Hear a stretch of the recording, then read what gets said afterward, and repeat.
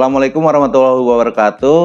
Selamat pagi, salam sehat selalu semuanya. Bertemu lagi dengan saya ya di mata kuliah struktur dan sifat-sifat kayu.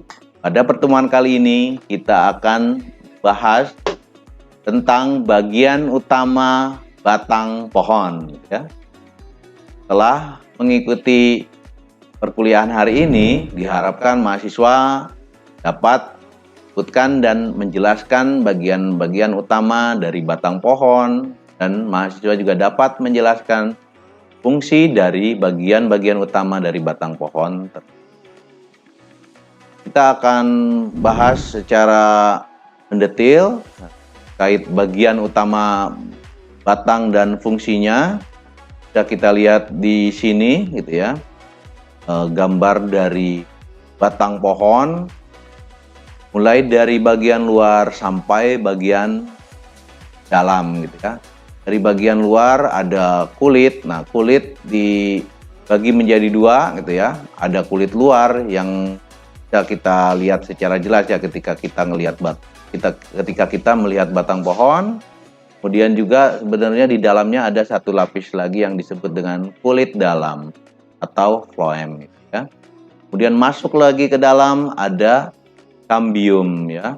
Kemudian baru setelah lapisan kambium ada bagian utama dari batang pohon, yaitu berupa kayu ya, atau xilem gitu ya. Nah, kayu ini terdiri dari berbagai bagian yang makro ya, yang bisa kita lihat dengan mata telanjang. Misalnya seperti ada empulur ini yang di pusat pohon atau disebut dengan pit gitu ya. Kemudian kita bisa lihat juga ada bagian kayu yang warnanya lebih gelap gitu ya. Yang dekat dengan pusat pohon ini disebut dengan kayu teras gitu, atau hardwood gitu. Kemudian ke arah luar batang ada bagian kayu yang memiliki warna yang lebih cerah. Ini yang disebut dengan kayu gubal atau sapwood. Kemudian juga di sini ditujukan juga ya ada jari-jari. Jari-jari ini bergerak dari luar, arahnya itu menuju ke pusat pohon. Kemudian juga kita bisa lihat ini ada lingkaran-lingkaran, banyak lingkaran. Nah, ini karena bentuknya lingkaran makanya disebut sebagai lingkaran. Ada kata lingkaran ya, jadi ini disebut dengan lingkaran tumbuh atau growth ring gitu ya. Nah, sebenarnya lingkaran tumbuh ini bisa terbentuk karena ada perbedaan antara sel-sel kayunya. Jadi sebenarnya lingkaran tumbuh ini terbentuk oleh dua kelompok jenis, yaitu ada kelompok sel kayu awal atau early wood. Kita lihat di sini untuk kayu awal dan kayu akhir, kita zoom di sini ya, di gambar yang atas ini. Kita lihat di sini ada yang warna yang cerah gitu ya. Ini kelompok jenis kayu awal.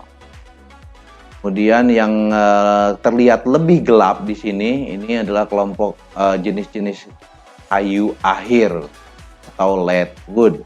Ada sebutan lainnya, kayu awal ada kayu musim semi, kayu akhir disebut juga sebagai kayu musim panas. Nah, kita akan bahas satu persatu bagian utama batang beserta dengan fungsinya. Yang pertama kita mulai dari bagian paling luar, yaitu kulit. Seperti tadi disampaikan, sebenarnya kulit itu ada dua gitu ya. Ada yang kita bisa lihat langsung dari bagian luar disebut dengan kulit luar gitu ya. Dan ada kulit dalam. Untuk kulit luar, nah, seperti kita ketahui gitu ya. Nah, pertumbuhan pohon ini menyebabkan bertambahnya diameter batang. Pertambahan diameter batang ini akan menyebabkan kulit menjadi pecah sampai pada akhirnya mengelupas atau jatuh ke permukaan tanah secara alami ya. Nah, kulit itu akan terus digantikan gitu ya selama pohon itu masih tumbuh gitu ya. Karena di lapisan dalam itu akan terus terjadi pembelahan sel atau tetap terjadi perkembangan gitu atau pertumbuhan yang juga akan mengganti kulit luar yang sudah tua ataupun yang sudah terkelupas atau yang sudah lepas atau yang sudah jatuh ke permukaan tanah. Nah, kulit luar ini memiliki fungsi sebagai pelindung gitu ya. Jadi melindungi pohon dari perusak gitu ya.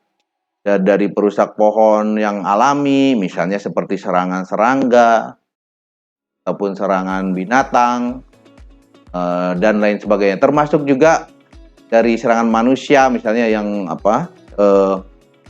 ada misalnya menggores-gores kulit pohon. Nah, itu nanti akan digantikan oleh kulit ya. Termasuk juga kerusakan mekanis dan suhu ekstrim dan lain. Kemudian masuk agak lebih dalam ke lapisan kulit selanjutnya yaitu floem gitu ya, atau disebut dengan kulit dalam. Nah, floem ini adalah suatu lapisan tipis yang letaknya antara kulit luar dan kambium ya. Floem ini dibentuk oleh pembelahan jaringan kambium bagian luar. Nanti akan kita bahas lebih lanjut ya terkait dengan ini gitu ya. Jadi namanya pembelahan sel itu terjadi pada lapisan kambium. Nah, pembelahan sel itu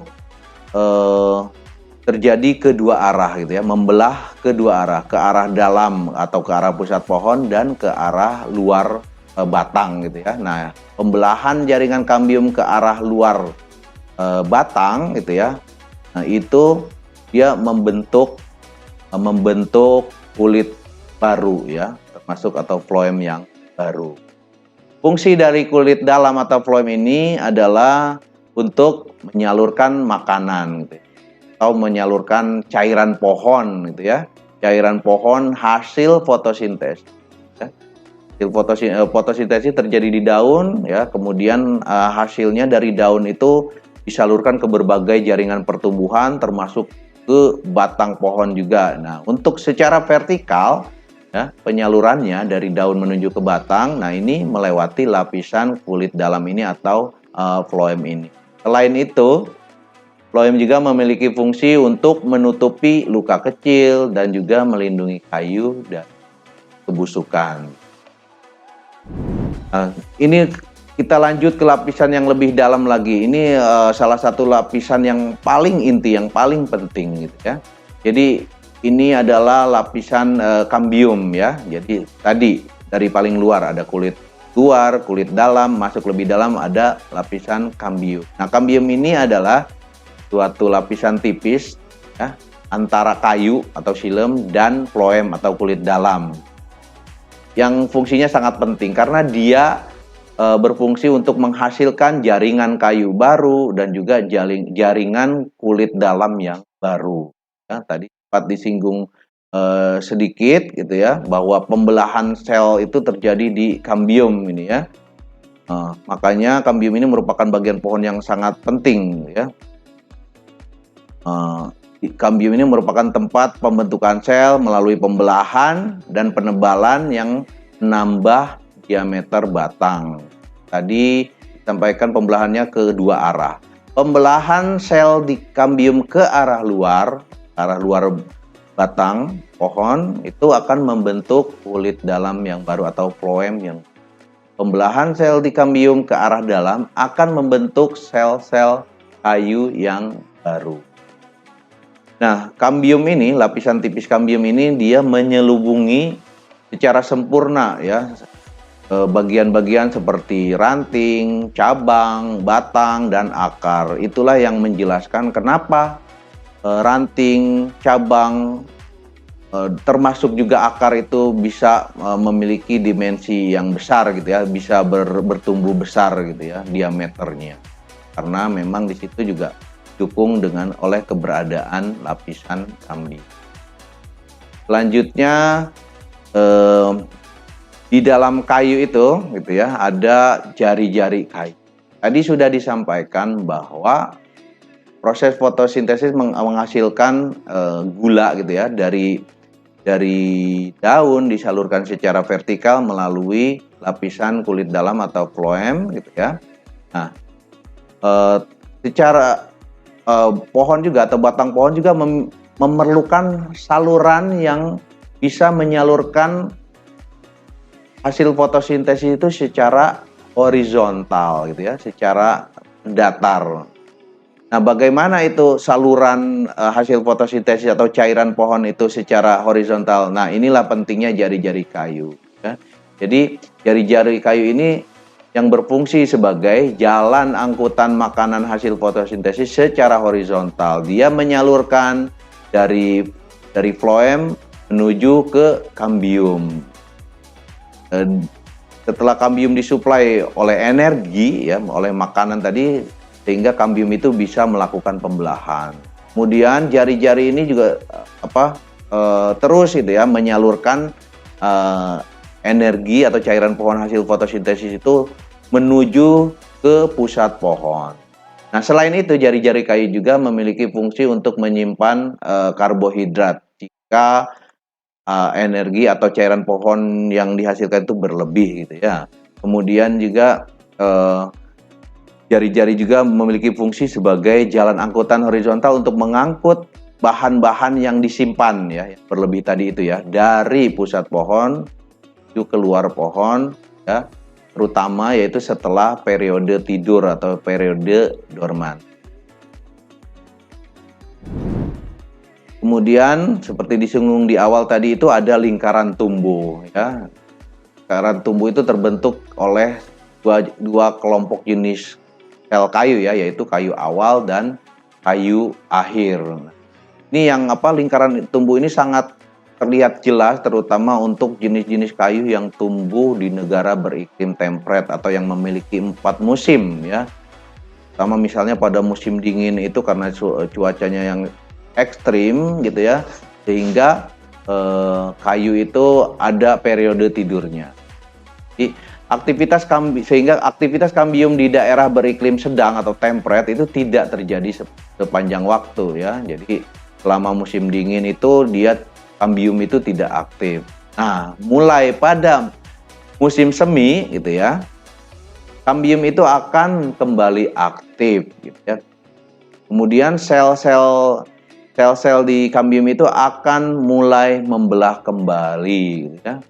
Nah, pada musim semi tersebut gitu ya, pada awal musim semi ya, pertumbuhannya itu atau pembelahan sel di kambium itu berlangsung dengan cepat ya pada awal musim semi, sehingga dia membentuk sel-sel kayu atau sel-sel xilem yang besar ya dengan dinding sel yang tipis. Nah, sel-sel kayu yang dihasilkan pada musim semi ini, pada awal pertumbuhan kayu tersebut itu disebut sebagai kayu awal. Ya. Karena dia itu dibentuk pada musim semi, sel-sel kayu awal ini disebut juga sebagai kayu. Kemudian, pertumbuhan kambium pada musim panas gitu ya akan melambat.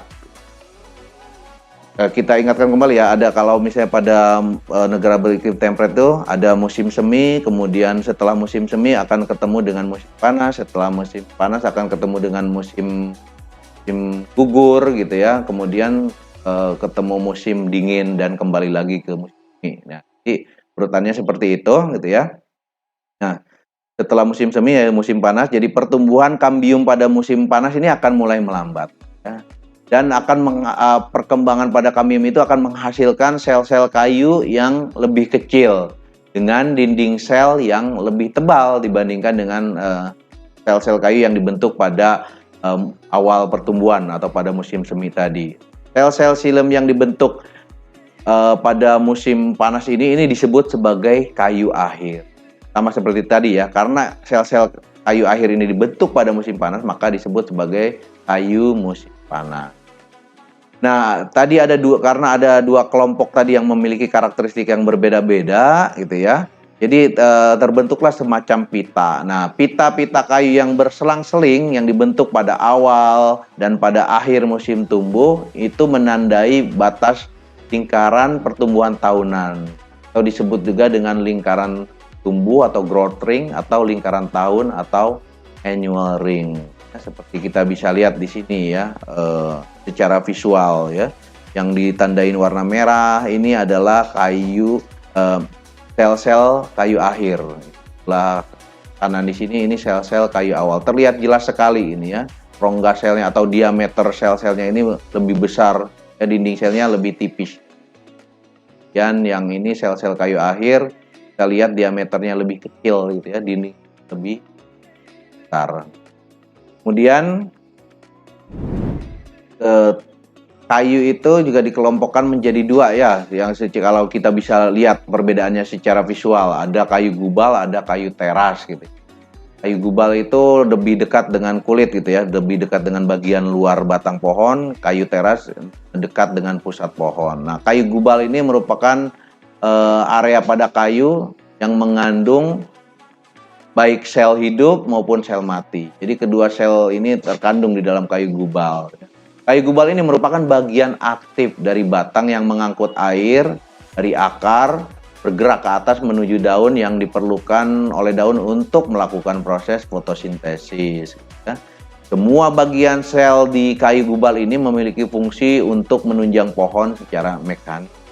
Kemudian kayu teras yang dekat dengan pusat pohon, ini dia hanya mengandung sel-sel kayu mati. Nah, kayu teras ini merupakan bagian batang yang sudah tidak aktif dan fungsinya itu hanya untuk menunjang pohon secara mekanis. Kemudian sel-sel kayu teras gitu ya, juga bisa berisi bahan pelindung atau sisa makanan. Seperti disinggung sebelumnya tadi ya, hasil fotosintesis cairan pohon disalurkan secara horizontal melalui jari-jari menuju ke pusat pohon ya.